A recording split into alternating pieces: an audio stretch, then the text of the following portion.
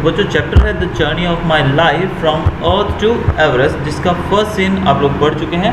Now in the second scene what happens that will see now. I was admitted to AIIMS Delhi on the intervention of the PM. The union government would bear the entire cost of my treatment. Soon, AIIMS began issuing daily medical bulletin on my status. I was told that young people, auto drivers and roadside vendors were carrying out candle march to galvanize support for me and to pray for my recovery with the help of the best and the latest technology gradually. तो यहाँ पर जो अरुणिमा सिंह थी, जो बच्ची जिसको train से धक्का दे दिया गया था, जो कि अभी एम्स हॉस्पिटल में उसको भर्ती करने का ऑर्डर दिया गया प्रधानमंत्री के द्वारा, यानी कि हमारे जो उस समय के जो प्रधानमंत्री थे, PM जो थे, उन्होंने दिल्ली के एम्स हॉस्पिटल के अंदर इनको एडमिट करने का आदेश दिया। और यूनियन गवर्नमेंट यानी कि जो हमारी सेंट्रल गवर्नमेंट है देश की, केंद्र सरकार है, वो पूरा खर्चा जो था इनके ट्रीटमेंट का, यानी कि इनके उपचार का, जो भी इनका ट्रीटमेंट होने में पैसा लगने वाला था, वो सारा पैसा जो था वो सरकार उठाने वाली थी। और जल्द ही जो एम्स के डॉक्टर्स थे वो डेली मेडिकल बुलेटिन भी इनके हेल्थ स्टेटस के ऊपर जारी करने लगे। जैसे कि जब कोई बड़ी हस्ती या कोई ऐसे केसेस के अंदर, यानी कि जो पूरे नेशनल लेवल पे पॉपुलर हो जाए कोई केस, उस केस के अंदर जो मेडिकल टीम रहती है, जो डॉक्टर्स रहते हैं, वो हर दिन कुछ घंटे के बाद उस व्यक्ति की मेडिकल बुलेटिन जारी करते हैं कि उसकी स्थिति कैसी है। कि जैसे अभी 12 बजे डॉक्टर्स ने आके चेक किया तो उन्होंने बताया कि अभी रात से इनकी हालत बेहतर है और अभी इन्होंने कुछ खाना भी खाया, इनको दिया गया। फिर शाम को 6-7 बजे जब डॉक्टर दोबारा आते हैं तो फिर से वो चेक करके बताते हैं, हाँ अभी दोपहर को ऐसा था कंडीशन, अभी उससे बेटर है या उससे ख़राब है। तो इस तरीके से वो मेडिकल बुलेटिन जारी करके लोगों तक ये बात पहुँचाते हैं कि जो पेशेंट है वो सुधर रहा है या उसकी स्थिति बिगड़ रही है। तो इस तरीके से मेडिकल बुलेटिन जो थे वो भी इसके जारी किए जाने लगे। और इनसे कहा गया, अरुणिमा को बताया गया कि बाहर पूरे देश के अंदर यंग पीपल यानी कि यंगस्टर्स जो हैं वो, इवन ऑटो ड्राइवर्स और रोड साइड वेंडर्स, जो रोड के किनारे पे जो रेकड़ी लगा के छोटी छोटी दुकानें लगाकर बैठे होते हैं ना रोड के किनारे में छोटे छोटे दुकानदार, ये सब लोग जो हैं इन सब ने मिलकर तुम्हारे लिए कैंडल मार्च भी निकाला है। कैंडल मार्च आप जानते हैं, हाथ में मोमबत्तियाँ लेके किसी व्यक्ति के लिए हम अच्छी प्रेयर करते हैं या फिर उसके सपोर्ट में हम लोग सड़कों पे आते हैं। जैसे बहुत सारे केसेस में आपने देखा भी होगा, भारत के अंदर ऐसा होता रहता है। तो इस तरीके से लोगों ने इनकी स्पीडी रिकवरी के लिए प्रार्थना की, हाथ में कैंडल्स लेकर, और इनको बेस्ट टेक्नोलॉजी के साथ इनका ट्रीटमेंट करने का निर्देश दिया गया कि जितनी बेस्ट से बेस्ट टेक्नोलॉजी हो सके वो इनके इलाज के लिए यूज़ की जाए। I started responding to the treatment, और जल्द ही जो ट्रीटमेंट इनको दिया गया उसको ये रिस्पॉन्ड करने लगी, यानी कि ये उससे थोड़ा थोड़ा ठीक होने लगी। One morning my brother in law, my sister Lakshmi's husband साहिब सडनली आस्क्ड मी, एवरेस्ट चढ़ोगी? He had just read an interesting piece of information in the newspaper. No female amputee had ever scaled Everest. I wasn't amused. I have lost a leg and you are talking of Mount Everest? I started talking to myself. If I could take a shot at Everest and succeed, I would become the first female amputee to hold that record. I thought about it for some time and then I conveyed to Sahib my willingness to take up the challenge. ठीक है, हम करेंगे.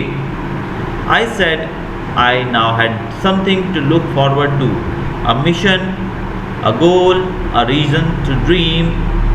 It was not easy, not going to be easy, but throughout my life nothing had come easy.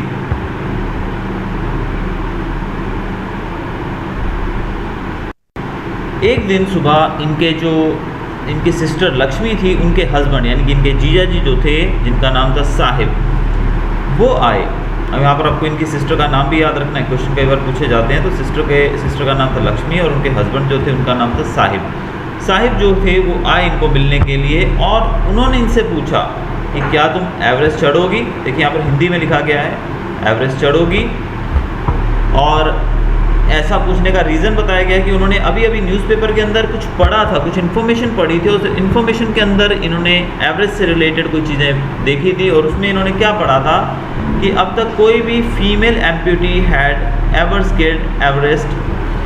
Amputee का मतलब होता है कोई भी अपंग व्यक्ति। अपंग व्यक्ति का मतलब आप जानते हो, जिसका हाथ या पैर ना हो, कोई भी एक बॉडी का अंग ना हो, उसको अपंग कहा जाता है।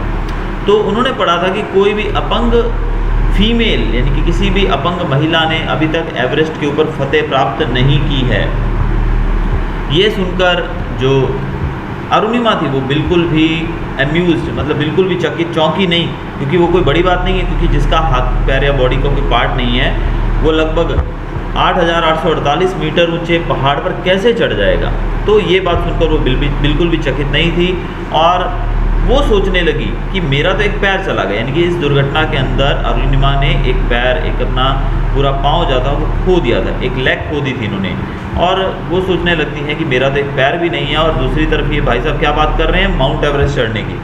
बिना पैर के तो आदमी एक कॉमन नॉर्मल ज़िंदगी नहीं जी सकता है, और ऐसे में माउंट एवरेस्ट चढ़ने की बात की जा रही है। और फिर अरुणिमा ने अपने आप से बातें करना शुरू किया। She started talking to herself, अपने आप से बात की।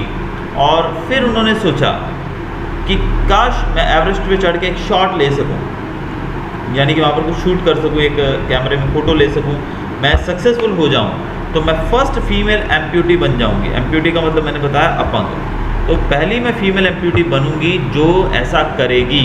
यानी कि अब तक वर्ल्ड रिकॉर्ड के तौर पे देखा जाए कि एक भी महिला जो है अपंग है उसने एवरेस्ट पे फतेह नहीं पाई है, और अगर ये ऐसा करने में सक्षम हो जाती हैं तो ये दुनिया की सबसे पहली महिला होंगी ऐसा करने में। और आगे ये बोलती हैं, उसी समय मुझे लगा कि मैं ये कर सकती हूँ, और इन्होंने साहिब यानी कि अपने जीजा जी जो इनके थे उनसे विलिंगनेस का मतलब होता है अपनी इच्छा जाहिर करना।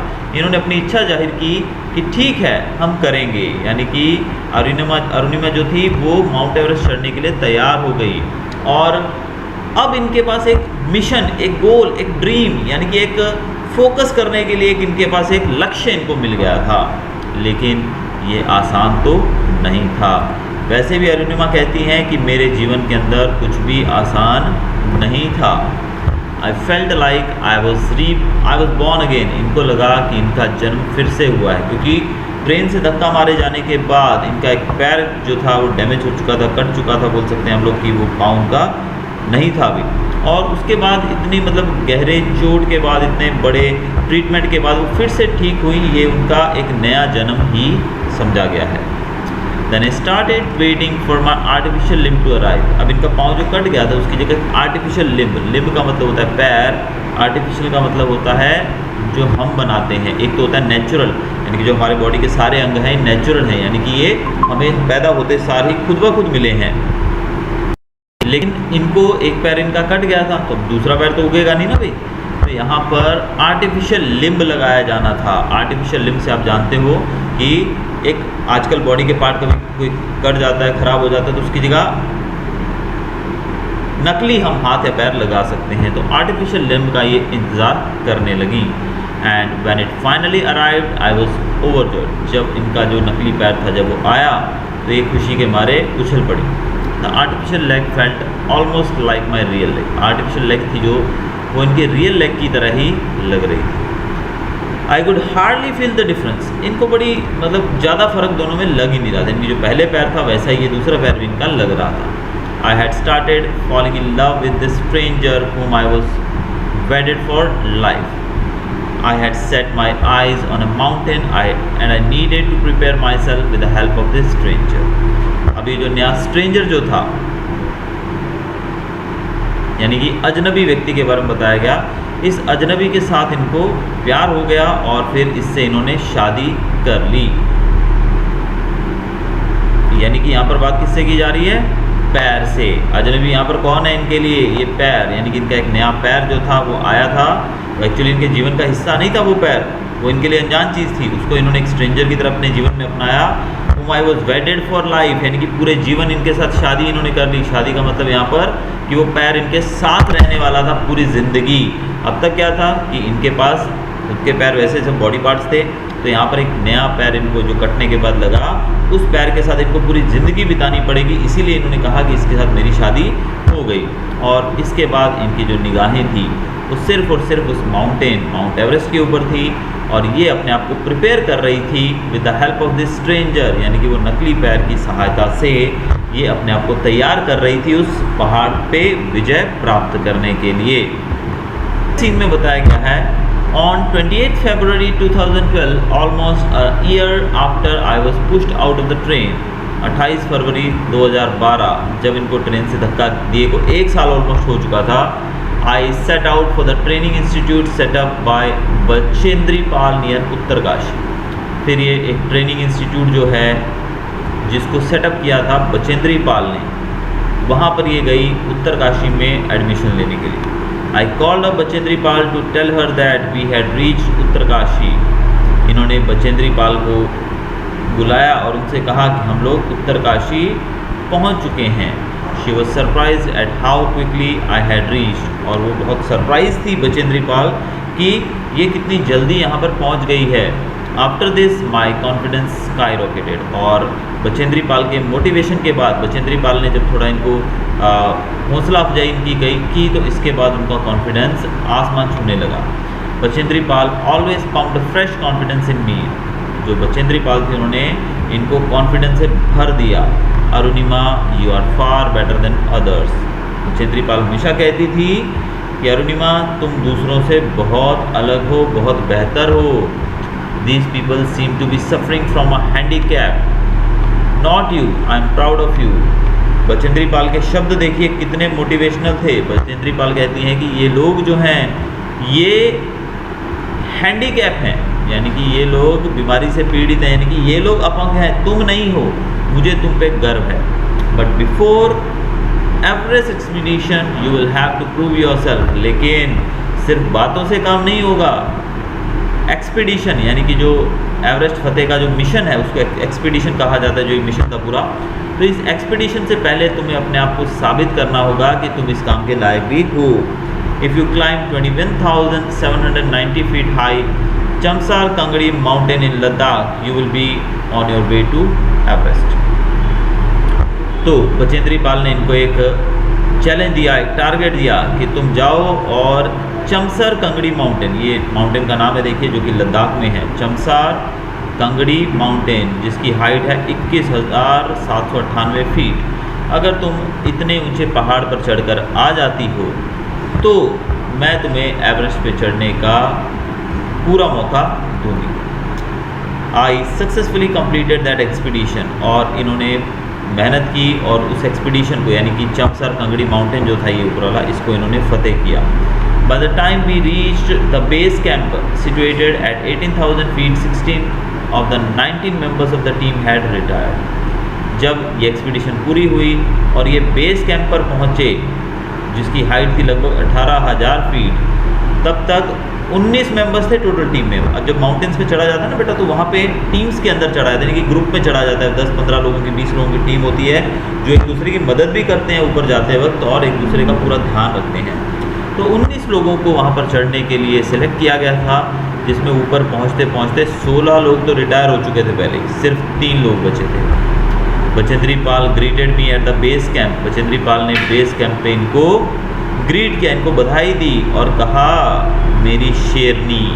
सुनिए, क्योंकि ऐसे काम जो हैं हिम्मत वाले काम जब कोई करता है तो उसको हम शेर और शेरनी कहकर ही बुलाते हैं। तो यहाँ पर बचेंद्री पाल ने इनसे कहा कि वाह मेरी शेरनी। She said and took me in her warm embrace. In the evening, Bachendri Pal announced that I was finally ready for Everest.